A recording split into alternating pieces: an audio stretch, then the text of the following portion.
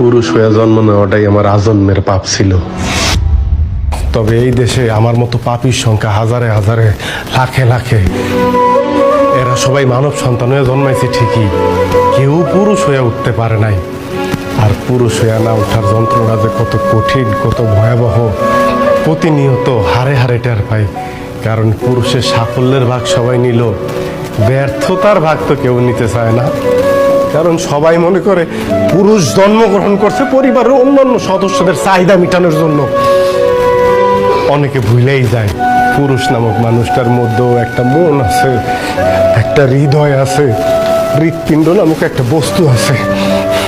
প্রিয়জনের কথার আঘাতে সেই হৃৎপিণ্ডটা না কাইপা ওঠে।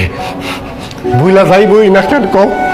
কারণ পুরুষ তো কখনো কারো প্রিয়জন হয়ে উঠতে পারে না। সব সময় পুরুষ প্রয়োজনই কাজে লাগে।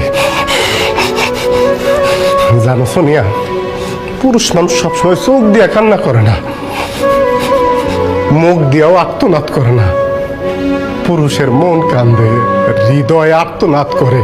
পুরুষ আবার সেই আর্তনাদ বুকের মধ্যেই চাপ দিয়ে ধরে রাখে, যাতে প্রিয়জনরা না শুনতে পারে। যদি কষ্ট পায়